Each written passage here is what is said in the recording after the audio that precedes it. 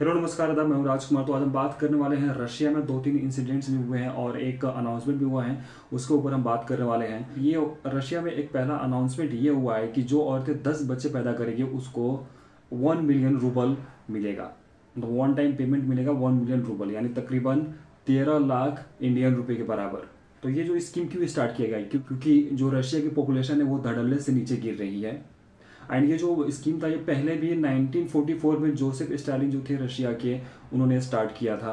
क्योंकि 1944 में जब नाजी जर्मनियों ने यूएसएसआर आर्मी को बहुत बड़ी क्षति पहुंचाया था और बहुत बड़ी संख्या में हत्याएं हुई थी यूएसएसआर की आर्मी की, तो उस वक्त ऐसा हो गया था कि पॉपुलेशन बहुत कम हो गई थी। मतलब वहाँ पे सेक्स रेशियो भी घट गया था उस टाइम। 10 औरतें के बराबर सिर्फ और सिर्फ 7 मेल अवेलेबल थे उस टाइम रशिया में, 1944 में जब ये सेकेंड वर्ल्ड वॉर चल रहा था।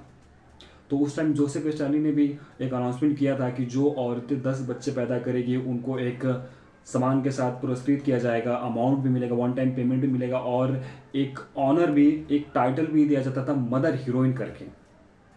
और ये टाइटल मिलने के बाद वो कहीं भी जाके दिखा सकती थी और उनको समाज में बहुत बड़ा इज्जत प्रेस्टीज मिलता था, क्योंकि लोगों को लगता था कि इन्होंने देश की बहुत बड़ी सेवा की है। तो सेम जो स्कीम है पुतिन ने रिवाइवल कर दिया है।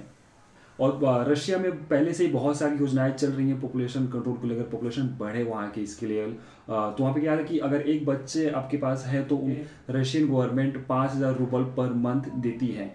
तो इस हिसाब से अगर 10 बच्चे होते हैं तो 50,000 रूबल पर मंथ हो गया 10 बच्चों के लिए।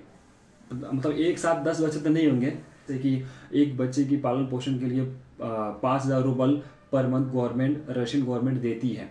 तो इस हिसाब से 10 बच्चे होते हैं तो ये टाइम का डिफरेंस है। तो उस हिसाब से उनको मतलब जो स्कीम की फ़ायदा है वो तो मिलेगा ही। बाकी वन टाइम जो पेमेंट है 1 मिलियन रूबल यानी 13 लाख रुपए इंडियन रुपए के बराबर, वो तो वन टाइम मिलेगा ही। वहाँ पे पॉपुलेशन बढ़ क्यों नहीं रही? क्योंकि वहाँ पे जो यूरोप साइड के जो लोग हैं, मतलब मॉस्को, जो मेन ज़्यादातर पॉपुलेशन है रशिया की वो यूरोप साइड में पड़ता है। वहाँ के जो नौजवान हैं वो शादी ही नहीं करना चाहते हैं। तो शादी नहीं होगी तो बच्चे पैदा कहाँ से होंगे? और ये जो स्कीम है सरकार की, गवर्नमेंट की पहले से जो चली आ रही है, वो जो बॉर्डर टच है सेंट्रल एशियन कंट्री के साथ, वहाँ पे मुस्लिम लोग रहते हैं। तो वो लोग ये फ़ायदा की स्कीम की बहुत फ़ायदा उठा रहे हैं। और वहाँ पे देखोगे धड़ल्ले से मुस्लिम पॉपुलेशन रशिया में बढ़ रही है। वहाँ पे आप 10 से 15 साल के अंदर देखोगे कि मुस्लिम पॉपुलेशन 30% तक पहुँच जाएगी। बहुत सारे ऐसे रिपोर्ट्स भी पब्लिश हुए हैं। तो अभी हम बात करते हैं जो दूसरा इंसिडेंट हुआ है उसके ऊपर। अभी क्या हुआ कि फिलहाल अलेक्जेंडर डोगिन, वो जो रशिया के प्रेसिडेंट है पुतिन, उनके ब्रेन कहे जाते हैं, वो मास्टर ब्रेन कहे जाते हैं, उनकी बेटी की हत्या एक कार बॉम्ब ब्लास्ट में हो गई है। गोजिया डोरगिन नाम है उनका। अलेक्जेंडर डोगिन ये एक फंक्शन में गए हुए थे पूरे फैमिली के साथ। एंड फंक्शन से जैसे बाहर निकलते हैं अपनी बेटी को बोलते हैं कि आप वो कार में बैठ के चल जाओ, मैं थोड़े लेट से आता हूँ। तो जैसे वो कार में बैठती हैं, थोड़ी दूर चलती हैं तो वो कार में बॉम्ब फिट किया गया रहता है। वो कार ब्लास्ट हो जाता है और उनकी वहीं पे डेथ हो जाती है। वो जो बॉम्ब फिट किया गया था अलेक्जेंडर डोगिन को मारने के लिए, किस्मत अच्छी थी कि वो बच गए, लेकिन उनकी बेटी की डेथ हो गई।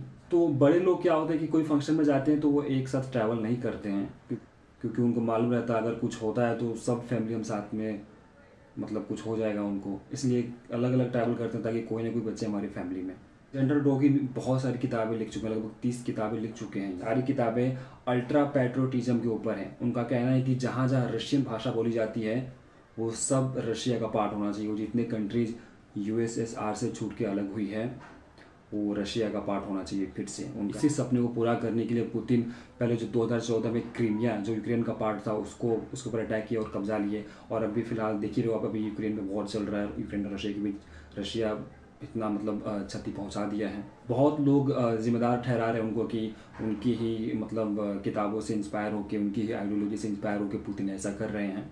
फिलोसफर कहे जाने वाले हैं पुतिन के। एंड इनका सपना है कि ये एक बार फिर से ग्रेट रशिया हो, जहाँ जहाँ रशियन भाषा बोली जाती है वो सब रशिया के पार्ट हो जाए फिर से एक बार। उनको मारने की कोशिश कौन कर रहा है आखिर? क्या ये यूएस का हाथ है, नेटो की हाथ है, यूरोपियन कंट्रीज है, या फिर यूक्रेन है? भाई जैसे अटैक हुआ ना, यूक्रेन ने तुरंत सामने से आके बोला कि मैंने अटैक नहीं किया है, हाथ ऊपर उठाती कि हमने अटैक नहीं किया, इसके बदले तो आप हम फिर से बम नहीं फोड़िएगा, मिसाइलें मत दागिएगा प्लीज़। पहले से डर गए, पहले से उन्होंने स्टेटमेंट दिया। रशिया की स्टेटमेंट आने से पहले से ही रशिया ढूंढ रहा है कि किसने मारा। अगर जो मिल गया तो आई थिंक रशिया छोड़ेगा नहीं उसको। तो ये सब हो क्यों रहा है? अगर कोई पुतिन को मारना चाहता है या अलेक्जेंडर डुगिन को मारना चाहता है, अगर कोई मर गया गलती से, तो आई थिंक देखोगे आप वर्ल्ड वॉर स्टार्ट हो सकती है तुरंत। ये सब घटनाओं से ऐसा लग रहा है कि अब अभी हम मतलब एक बहुत बड़े वॉर के नज़दीक हैं। कंट्री पुतिन के ऊपर अटैक कर रहा है और पुतिन के ऊपर अटैक हो गया, तो क्या ऐसा लगता है कि रशिया वाले चुपचाप बैठेंगे वो सारे? उसके बाद आई थिंक एटॉमिक वॉर भी ये स्टार्ट ना हो जाए। रशिया के बाद एक एटॉमिक पावर संपन्न देश है रशिया, तो एक है ही एटॉमिक पावर, यूएस भी है। ये दोनों बहुत ज़्यादा एटॉमिक बॉम्ब लेके बैठे हुए हैं। दुआ करते हैं कि ऐसा कुछ ना हो, ऐसी बड़ी वॉर ना हो, ऐसी दुनिया में फिर से बहुत बड़ा कन्फ्लिक्ट स्टार्ट ना हो जाए। एक आईएसआई का एजेंट इंडिया में आत्मघाती हमला करने वाला था। वो बेसिकली सेंट्रल एशियन कंट्री का था। वो ऑनलाइन वीडियो देख के उसकी ब्रेन वॉश की गई। उसके बाद वो टर्की गया, टर्की में वहाँ पे वो ट्रेनिंगें ली। वहाँ का आईएसआई का जो कमांडर था, लीडर था, उसको एक बॉम्ब सुसाइडर करके भरना किया था अपनी टीम में। तो वहाँ पे वो जाता है टर्की में, अप्रैल से जून तक वहाँ पे रहता है टर्की में, वहाँ पे ट्रेनिंगें लेता है। फिर उसके बाद वहाँ से वो रशिया जाता है, रशिया से फिर इंडिया आना चाहता है। वो टर्की से डायरेक्ट इंडिया नहीं आना चाहता है, क्योंकि इंडिया और टर्की के रिलेशन उतने अच्छे मतलब है नहीं, है लेकिन उतने अच्छे नहीं। लेकिन वहाँ से जो टर्की से जो भी यहाँ पे आएगा इंडिया में, उसके ऊपर तो यहाँ की जो एजेंसियाँ हैं, सिक्योरिटी एजेंसीज हैं, वो तो उसके पीछे जांच करेंगी ही लगी कि भाई ये क्या कर रहा है, क्यों आया है, कितने दिन के लिए आया है, सब वो लोग चेक करती हैं ऑनलाइन। वो कहता है रशिया से आते हो तो रशिया और इंडिया तो फ्रेंडली कंट्री है, तो उनके पीछे इतना ज़्यादा पूछताछ नहीं होती है, इसलिए वो बंदा रशिया वाला रूट लिया था। रशिया में जैसे वो लैंड करता है, वहाँ की फोर्स उसको कैप्चर कर लेती है, पकड़ लेती है और उससे पूछताछ करती है। तो मालूम पड़ता है कि वो इंडिया जा रहा था एंड एज ए सुसाइड बम्बर वो आत्मघाती हमला करने वाला था। आत्मघाती हमला ऐसा मतलब जो अभी पावर में है, बीजेपी के लीडर या मिनिस्टर हैं, बीजेपी है, वैसे उन पार्टी के लीडर्स को टारगेट करने वाला था वो। तो रशिया की फोर्सेस ने उसको पकड़ा और बाकायदा वो बोल रहा है कि मैं इंडिया जाने वाला था और ऐसे ऐसे अटैक करने वाला था। तो टर्की की बहुत जगह ऐसे नाम मतलब उछाला गया है ताकि कि वो इनडायरेक्टली टेररिस्ट को फंडिंग करता है। अगर आप हमें यूट्यूब पे देख रहे हैं तो आप हमारे चैनल को सब्सक्राइब कीजिए, और हमें फेसबुक पेज पे देख रहे हैं तो आप हमारे पेज को फॉलो कीजिए। धन्यवाद।